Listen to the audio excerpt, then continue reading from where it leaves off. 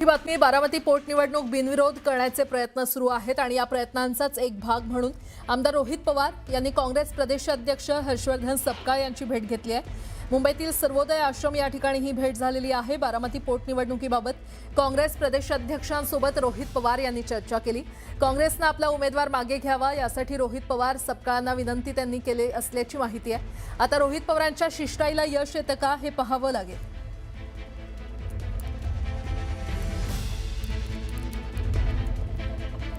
आणि या संदर्भात अधिक माहिती देत आहेत आमच्या प्रतिनिधी सुस्मिता भदाणे आपल्यासोबत जोडल्या गेलेल्या आहेत। सुस्मिता,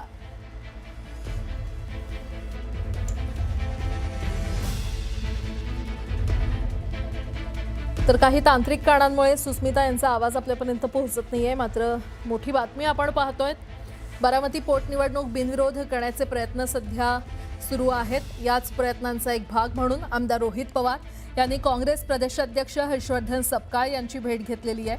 मुंबईतील सर्वोदय आश्रम या ठिकाणी ही भेट झाली आहे। बारामती पोटनिवडणुकीबाबत काँग्रेस प्रदेशाध्यक्षांसोबत रोहित पवार यांनी चर्चा केली।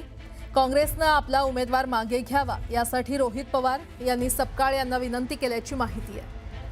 पुन्हा एकदा जाऊयात, आमच्या प्रतिनिधी सुस्मिता भदाणे आपल्याला अधिकची माहिती देतील। सुस्मिता, आपण बघतोय रोहित पवार आणि हर्षवर्धन सपकाळ काँग्रेसचे प्रदेशाध्यक्ष यांच्यामध्ये बारामती पोटनिवडणुकी बाबतीत चर्चा झाल्याचं पाहायला मिळत आहे।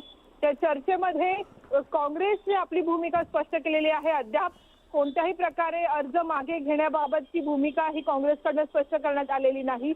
स्वतः शरद पवार यांच्या पक्षाकडनं राष्ट्रवादीकडनं रोहित पवार जर मध्यस्थी करत असतील तर ही अतिशय महत्त्वाची भेट म्हणावी लागेल, कारण ज्या पद्धतीने सुनेत्रा पवार यांनी 2 वेळा प्रदेशाध्यक्षांसोबत संवाद साधलेला होता, काल रात्री सुद्धा त्यांचा संवाद झालेला होता।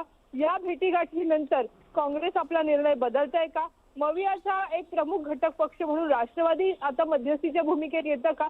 कारण कालपर्यंत ज्या चर्चा होत्या त्यामध्ये भाजप शिष्टाई करेल अशा पद्धतीची एक चर्चा होती। अद्यापपर्यंत कोणत्याही भाजपच्या नेत्याने काँग्रेससोबत संपर्क साधलेला नसताना थेट रोहित पवारांनी जाऊन प्रत्यक्ष भेट घेणं, सुनेत्रा काकींसाठी आपण बोलायला आलेलो आहोत अशा पद्धतीची भूमिका घेणं ही अतिशय महत्त्वाची भेट म्हणावी लागेल। बरं सुस्मिता, धन्यवाद या संपूर्ण माहितीसाठी। राज्याचं लक्ष लागलेल्या बारामती पोटनिवडणुकीसाठी उमेदवारी अर्ज माघारी घेण्याचा आज शेवटचा दिवस आहे। दरम्यान काँग्रेसनं कुठल्याही परिस्थितीत माघार घेणार नसल्याची भूमिका घेतल्यानं बारामती पोटनिवडणूक बिनविरोध होणार नसल्याची दाट शक्यता आहे। तर तिने तिथं व्हायला पाहिजे। FIR नाहीतर जो काय सामान्य लोकांचा अधिकार असतो नाहीतर नागरिकांचा अधिकार असतो तो त्या लोकांचा अधिकार असतो, त्यामुळे तिथं कुठेही राजकारण होऊ नये नाहीतर वेगळ्या पद्धतीने दबाव येऊ नये अशी भूमिका तिथं काँग्रेसची तिथं आहे। बराच वेळ चर्चा झाल्यानंतर विनंती केल्यानंतर मी सकारात्मक आहे की काँग्रेस योग्य असा निर्णय विड्रॉलच्या बाबतीत तिथं करतील।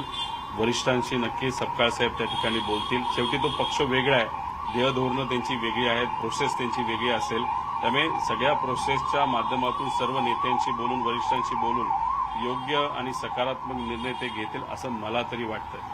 काही दिवसांपूर्वी पवारकडनं जे स्टेटमेंट गेलं होतं ते स्टेटमेंट फार चुकीचं होतं, त्याचं खंडन सगळ्यांनीच केलं, मी सुद्धा तिथं केलं।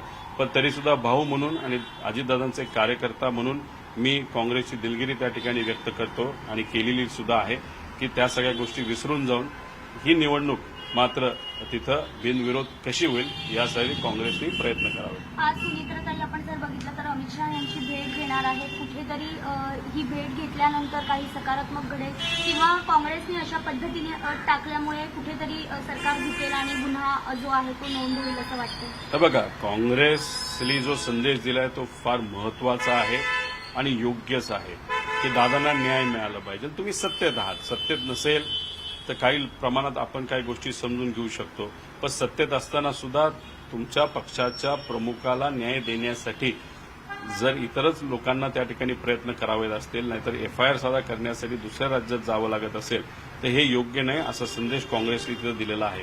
आज काकी जर अमित शहा साहेबांना त्या ठिकाणी भेटत असतील तर नक्कीच ते इलेक्शनबद्दल बोलतील, पण त्याच्याचबरोबर CBIकडे एन्क्वायरी जावी यासाठी सुद्धा ते त्या प्रयत्न करतील अशी अपेक्षा करू, कारण अधिवेशनामध्ये हा विषय झाला होता। आता अमित शहा साहेबांना ते भेटतच असतील त्यामुळे इलेक्शन बरोबर सीबीआयच्या बाबतीत सुद्धा त्यांनी बोलावं आणि लवकरात लवकर सीबीआयनी ही केस ताब्यात घेऊन आमच्या अजितदादांना न्याय द्यावा अशी विनंती या ठिकाणी करतो. तर मुंबईतील सर्वोदय आश्रमात रोहित पवार यांनी हर्षवर्धन सपकाळ यांची भेट घेतलेली आहे. बारामती पोटनिवडणुकीबाबत दोघांमध्ये चर्चा झाली आहे आणि मी सकारात्मकच आहे, काँग्रेस अगदी योग्य निर्णय घेईल असं रोहित पवार यांनी म्हटलंय.